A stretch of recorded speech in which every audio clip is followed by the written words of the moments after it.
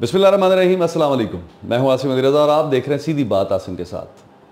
दोस्तों, आज की गुफ्तगू 5 किरदारों के गिर्द घूमती है, जिसमें 2 किरदार आपको बाहम सफ़ारा नज़र आएंगे।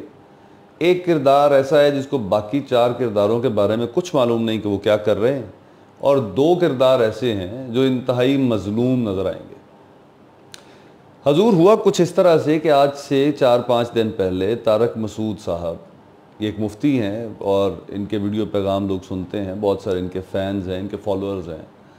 उन्होंने अपने एक पैगाम में कहा कि जो ड्रामे देखते हैं लोग, चाहे जाकर वो उनको पसंद नहीं करते और हलाल नहीं समझते, लेकिन वो कहते हैं कि आप उरयानी और फहाशी देखने की बजाय अर्तुगरुल जैसी सीरीज़ को देखें, क्योंकि इसके अंदर जो माहौल बयान किया गया है वो आपके ईमान को ताज़ा करता है और आपके लिए एक मोटिवेशन पैदा करता है कि आप अपने दीन के करीब जाएँ और आप अपने अमाल दुरुस्त करें।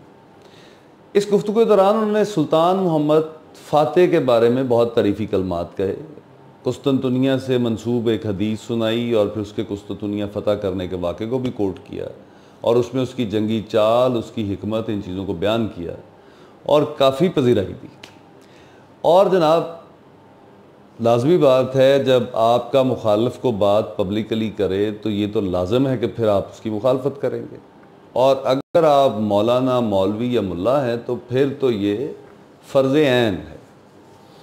चूँकि आप ये भी जानते हैं कि हमारे इंजीनियर मिर्ज़ा मोहम्मद अली साहब जो हैं, या इंजीनियर मोहम्मद अली मिर्ज़ा साहब, इनकी मुफ्ती तारक मसूद साहब के साथ नहीं बनती। चले, इन दोनों का ज़ाती मामला है, लेकिन चूँकि बात सोशल मीडिया पे हो रही थी तो मैं स्क्रॉल डाउन कर रहा था यूट्यूब, तो मेरे सामने जनाब इंजीनियर मोहम्मद अली मिर्ज़ा साहब का 4 दिन पहले का एक क्लिप आ गया। इसमें वो फरमाते हैं कि लोग मुझसे कहते हैं कि आप अर्तुगरुल पे अपनी राय दें, लेकिन मैं ज़रूरी नहीं समझता। हाँ, मेरे सामने कुछ आयात आई तो रेफरेंस आ गया तो मैं जिक्र कर देता हूँ अर्तुगरुल का। और उन्होंने फरमाया कि ये जो फतूहात की अर्तुगरुल में दिखाई जा रही हैं, इनकी कोई अहमियत नहीं है, और ये कौन सा कोई इस्लाम की खिदमत कर रहे थे, और ये खिलाफत उस्मानिया तो हनफियों की खिलाफत थी, इसलिए इसको ज़्यादा देखा जा रहा है। और वो फरमा रहे थे कि ये जंगों से और तलवार से और यही कुछ इस पूरी सीरीज़ के अंदर दिखाया जा रहा है, और इसकी दीन से कोई ताल्लुक़ नहीं है। ये जो हुकूमतें कायम की जाती हैं, इन हुकूमतों का दीन से और इंसानी ज़िंदगी में इनकलाब से कोई ताल्लुक़ नहीं है। और फिर उन्होंने ख़ास कर सुल्तान मोहम्मद फ़ातेह का जिक्र किया और उन्होंने फरमाया ये सुल्तान मोहम्मद फ़ातेह था, ये बड़ा बदमाश आदमी था। इसने तो आइन के अंदर ये तक शामिल करवा दिया कि अगर आपकी हुकूमत बन जाए और आपके दीगर भाई, उनके दिलों में कहीं ये रमक हो कि वो भी हुकूमत बनाना चाह रहे हैं, तो आप उन्हें कत्ल करवा सकते हैं। और फिर उन्होंने इसके ऊपर जोर दिया कि ये आइन का हिस्सा बनवाया गया था। अब मिर्ज़ा साहब का स्पेशली अर्तुगरुल की सीरीज़ के उन तमाम वाक़यात को रिजेक्ट करना, उसको दीन से बिल्कुल अलग ज़ाहिर करना, सारे सुल्तान छोड़ के स्पेशल सुल्तान फ़ातेह मोहम्मद का जिक्र करना, और फिर उसे एक तरफ उस जन्नती वाली आयत के रेफरेंस के जवाब में पूरा जहन्नमी साबित करना कि वो भाइयों को कत्ल करने के फतवे देता है और आइन में शामिल करवाता है। हालांकि अगर हम इसको न्यूट्रल ऑब्ज़र्व करें तो दीन भी ये कहता है कि जब खिलाफत कायम हो जाए तो जो बगावत करना हो, वो चाहे आपका सगा भाई क्यों ना हो, उसको रियासत कत्ल कर सकती है। ये बात तमाम रियासतें भी आज जानती हैं, चाहे वो इस्लामी है या नहीं, क्योंकि जो गद्दार है या रियासत की डेट को तस्लीम नहीं करता या बैत से इनकार करता है या बैत से इनहराफ करता है, तो उसके लिए एक सज़ा तजवीज़ है। वो मैं उस डिटेल में नहीं जाता, चूँकि मैं आलम नहीं हूँ। एक अपने कॉमन सेंस और थोड़ी बहुत तालीम की बुनियाद पे मैं बातें आपके सामने रख रहा हूँ, लेकिन मेरा मुद्दा ये नहीं है। ये अब दोनों मौलवी हज़रात हैं, इन्होंने आपस में लड़ना है, इनके हज़ार तरह के मामलात हैं, इनके मसल की मसले भी हैं, इनके अपनी स्ट्रेचर के भी मसले हैं, इन्होंने लोगों के सामने भी एक दौड़ है जिसमें जीतना है। तो मुझे उससे इतराज़ नहीं है। इतराज़ कहाँ पैदा होता है?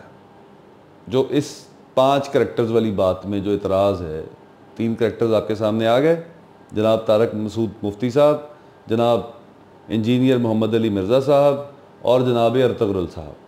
अब आ जाए उस चौथे करैक्टर पे। वो चौथा करैक्टर सारा दिन अपना रोज़गार कमाता है, अपने दफ्तर में, मार्केट में, फील्ड में मेहनत करता है सारा दिन। खज्जल खराबे के बाद जब वो शाम को वापस आता है तो 5वां करैक्टर यानी कि उसकी बेगम माजदा घर में तमाम काम कंप्लीट करके तमाम तरह की जिम्मेदारियों से सुबकदोश होके आखिरी उस चौथे करैक्टर की रोटी तैयार करके बैठी होती हैं कि वो जब तशरीफ़ लाएंगे तो वो पांचवा करैक्टर यानी बेगम साहबा उस चौथे करैक्टर यानी खामन साहब को खाना खिलाती हैं और सवाल करती हैं आपने वॉशरूम जाना है? अगर तो जवाब आता है हाँ तो वो कहती जल्दी हो लें, और अगर जवाब आता है कि नहीं तो वो कहती फिर सीधे होकर बैठ जाएं। क्यों? क्योंकि अब वो अर्तगरल चलाएंगी। और मज़े की बात यह उनका चूँकि अंग्रेज़ी से बहुत ज़्यादा लगाव नहीं है और ये अर्तगरल का बेहतरीन रिज़ल्ट आपको नेटफ्लिक्स पे मिलता है और नेटफ्लिक्स में सबटाइटल हैं इंग्लिश में। तो वो जो बेगम साहबा पांचवा करैक्टर है ना, वो उस चौथे करैक्टर यानी इस मस्कीन को फरमाती हैं कि अब आप इन सबटाइटल्स को उर्दू में ट्रांसलेट करके मुझे बताएंगे और आपकी इससे ज़्यादा अहम जिम्मेदारी ये है कि आप इन टाइटल्स का उर्दू तर्जमा करते हुए अपनी टोन और पिच सिचुएशन के मुताबिक रखेंगे। खैर ये चौथा करैक्टर ये जिम्मेदारी बअहसन तरीक अदा करता आ रहा है और ये बात 2-4 दिन की नहीं, हफ्तों और महीनों पे।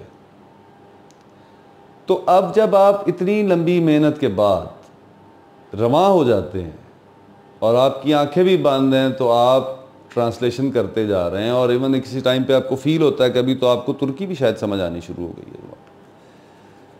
तो वहाँ पे जनाब दो मुल्ला हजरात आपस की लड़ाई में उस सारी मेहनत जो ये चौथा करैक्टर गरीब आदमी कुछ महीनों हफ्तों से कर रहा है वो गारत कर देते ये क्या है कि ये बकवास है, इसमें क्या है, इन फतवात और तलवारबाजी का क्या फ़ायदा, इससे तो दीन को कोई फ़ायदा नहीं हो रहा, इससे तो कोई मोटिवेशन नहीं मिल रही। बल्कि आप उमर सीरीज़ देखें, वो अहले सुन्नत ने बनाई है और ये हनफियों ने बनाई है। और यार तुम्हें खुदा का वास्ता मिर्ज़ा साहब, आप बड़े आला किस्म के मुदल्लल गुफ्तगू करने वाले इंसान हैं, मैं भी आपके चाहने वालों में शामिल हूँ, मेरे बेतहाशा दोस्त आपको मोहब्बत करते हैं। हुजूर मैं आपको देखता हूँ, सुनता हूँ, आपकी राय को अहमियत देता हूँ, कदर की नज़र से देखता हूँ। मैं ये बात मानता हूँ कि इंतहाई अहम और बेतहाशा तादाद में ऐसे मसाइल हैं जिनमें आपकी राय मुझे बाकियों से अफजल नज़र आती है।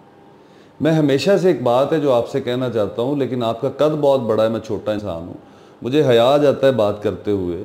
एक दो दफ़ा मैंने जुर्रत की सोशल मीडिया पे लफ्ज़ लिख दूं, लेकिन मुझे फिर मेरी हिम्मत नहीं पड़ी, मैं एक दफ़ा ही पोस्ट कर पाया हूं और हुजूर वो बात आज मैं कह देता हूं। अब चूँकि आपने अर्तगरल पे बात की और मेरी वो जो महीनों हफ्तों की मेहनत आपने ज़ाया की है, तो मेरा फ़र्ज़ है कि मैं आपके सामने अब अपने दिल की बात भी रखूँ। अब इस मेरा किसी मौलवी से फटा नहीं है जो मैं आपको ये बात कह रहा हूँ, मैं आपको डायरेक्ट कह रहा हूँ और ये आपकी बात है जो मैं आपसे कर रहा हूँ। हुजूर आपका एक मसला है, मसला आपका ये है कि ये जो इल्म आपको अल्लाह ताला ने दिया है, आप इसे ज़िम्मेदारी से ज़्यादा अपनी अचीवमेंट समझने लगे हैं। आपके लहजे में तलखी आ रही है, आप फरमाते हैं हम बेताज बादशाह हैं, हमने सफाई लगा दी है सारों की। किस बुनियाद पे? सब्सक्रिप्शन की बुनियाद पे, लोगों के व्यूअरशिप की बुनियाद पे। मिर्ज़ा साहब ये सोशल मीडिया है, यहाँ लोग रात में हीरो और अगली शाम तक ज़ीरो कर देते हैं। हुजूर आप दूसरों के बाबों को तंज करते हैं, उनके उल्टे सीधे नाम लेते हैं, लोगों का ड्रामा लगाते हैं, उनकी मौजूदा दौर के लोगों की हमाकतों को उनके बाबों के साथ मंसूब करके आप उनके ऊपर बुहतान तराशी भी करते हैं। आप हुजूर यहाँ तक कह जाते हैं कि उस फलां ने कहा कि मुझे मार दो, तो आप कहते हैं हाँ वेंट लगाओ, इसको तो कत्ल करो। उस बात का कॉन्टेक्स्ट क्या था, आप किस कॉन्टेक्स्ट में कर रहे हैं? हुजूर आप मज़ा लेते हैं। मैं इंतहाई माज़रत के साथ आपकी खिदमत में अर्ज़ करता हूँ, आप बसा औक़ात बदतमीज़ी करते हैं। मिर्ज़ा साहब अल्लाह ताला ने आपको इल्म दिया है और वो इल्म जो आजिज़ी ना लाए वो ख़तरनाक होता है। आपका ये रवैया बसा औक़ात एजेंडे की शक्ल नज़र आती है और मेरा खुदा जानता है, मैं दिल से कह रहा हूँ, मैं नहीं समझता आप किसी एजेंडे पे हैं। मैं आपकी कोताही है जिस पे उंगली रख रहा हूँ। आपके लहजे में खुदा न खास्ता मेरे मुंह में खाक, लेकिन आपके लहजे में बसा औक़ात नमरूद शद्दाद जैसा लहजा नज़र आता है। आपसे दरख्वास्त है अपने आप को आजिज़ करें, नर्म रहें।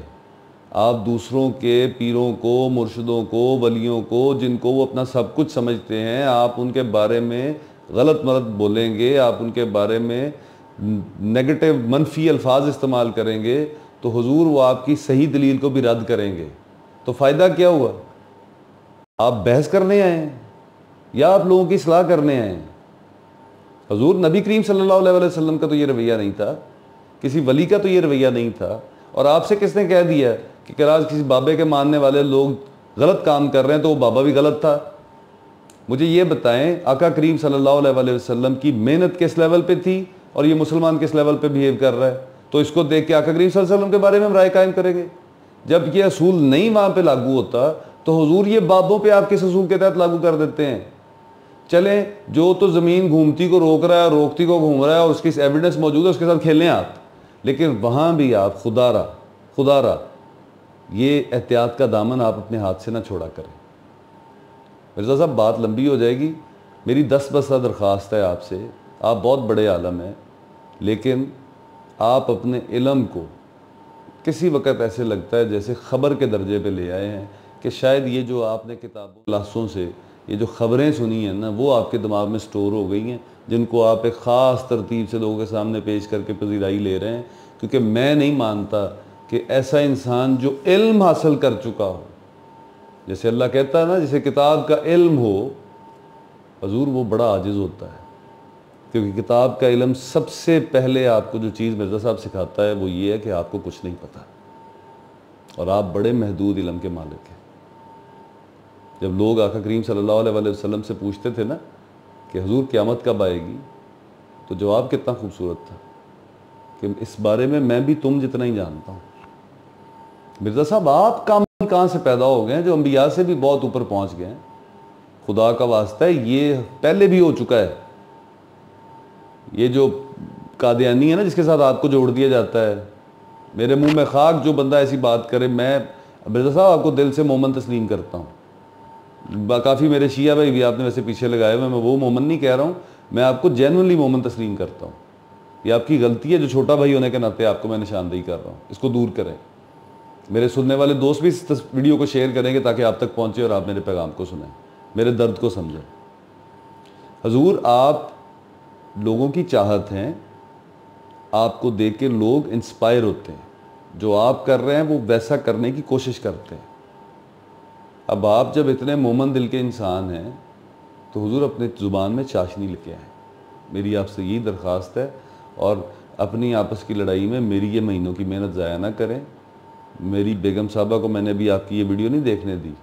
हुजूर बड़े टची हैं लोग। ये मैं आपको बात बता दूं, आपने ख़ुद कहा है कि पाकिस्तान टेलीविज़न की व्यूअरशिप 4 मिलियन पे पहुंच गई। इस बात को समझें, ये आपकी मिलियंस की पॉपुलेशन भी गिरा देगी। ये बात समझने की है। तो बहरहाल आप ट्रेंड्स फॉलो करें, उनको साथ ऐसे करें। ये पिंग पोंग जो आप और मुफ्ती साहब कर रहे हैं, ये आप लोगों ने रवैया अपना लिया ब्लॉगर्स वाला। वो जैसे शाह मीर और ये इस तरह के लोग आपस में एक दूसरे का फेक लड़ाई क्रिएट करते हैं और फिर हाइप क्रिएट करते हैं और फिर व्यूअरशिप बढ़ती है। मिर्ज़ा साहब ना करें, आपका नहीं बनता। आपका ये खादम करे चलें, मेरे पास तो इल्म नहीं है, मेरा कद छोटा है, मेरे पास अकल कम है, मैं आप लोगों से बहुत पीछे हूँ, बल्कि मुमकिन ही नहीं है मैं आपकी सफ़ में, मेरा तो तसव्वुर भी नहीं है कि मैं आप लोगों के साथ किसी रिज़ेम्बलेंस में या आप लोगों के किसी मुकाबले में को बात गिना भी जाऊँ, या मैं ऐसी को बात सोचूं भी कि मैं उस लाइन में भी कहीं खड़ा हूँ जहाँ पे आप लोग सरदारी कर रहे हैं। लेकिन हुजूर, ये मेरे मुँह पर पड़ती है। मेरे जैसा बंदा बदतमीज़ी कर दे तो आम इंसान है यार। हुजूर, आपका नहीं बनता। दरख्वास्त फिर मेरी यही है, बाबों को माफ़ी दें। अल्लाह ने जो इल्म दिया है उसको एक असूल के तहत ख़ास तरतीब के साथ, चाशनी के साथ लोगों तक पहुँचाएँ। आपकी बात इतनी मजबूत है कि आपको चीखें मारने की ज़रूरत नहीं है। आप इल्मी, किताबी, हाबी बाबी जो मर्ज़ी बने, ये मेरी 10 बस्ता गुजारिश है। और मेरी आप सुनने वालों, देखने वालों से भी गुजारिश है कि अपने भाई के इस पैगाम को अगर आप दुरुस्त समझते हैं तो मिर्ज़ा साहब तक ज़रूर पहुँचाएँ। तारक मसूद साहब देख के अगर समझ जाएँ तो उनकी भी मेहरबानी है। कभी कभी हाथ रखते हैं वो भी तो, लेकिन शफ़क़त पे यार एक दूसरे का जिक्र बंद कर दिया करें ना। मौला ने कितना खूबसूरत सिस्टम बना दिया। जब मुसलमानों के अंदर 2 ग्रोह हुए तो एक ग्रोह के मामला कुछ ठीक नहीं थे, तो क्या कहा बुजुर्गों ने, उनके बारे में खामोशी इख्तियार कर लो। क्योंकि यार ये जब आप इस तरह बहस करेंगे ना बेतुकी, एक ही घर के अफराद हो के, तो घर का सुकून तबाह होता है। आप लोग वैसे हम लोग रौले में पड़ जाते हैं। अपना अपना मैसेज दें, जिसको अल्लाह ने अकल दी है उसको परसीव कर लेगा, उसके मुताबिक वो अमल कर लेगा। तो मेरी आप सुनने वालों से गुजारिश है, मेरी इस वीडियो को लाइक भी करें और सब्सक्राइब करें मेरे चैनल को यूट्यूब पर, मेरे फेसबुक पेज को लाइक करें और मेरी इस वीडियो को इतना शेयर करें कि मेरे बड़े भाई इंजीनियर मोहम्मद अली मिर्ज़ा तक पहुंच जाए और वो मेरे इस अर्तुगरुल सीरीज़ जिसके बहुत थोड़े से एपिसोड रह गए उनके ऊपर रहम करें और मुझे ये सर्विस जो अपनी बेगम साहबा को मैं दे रहा हूँ इस सर्विस में मुझे सुरखरू होने दें। बहुत शुक्रिया। अल्लाह हाफ़िज़।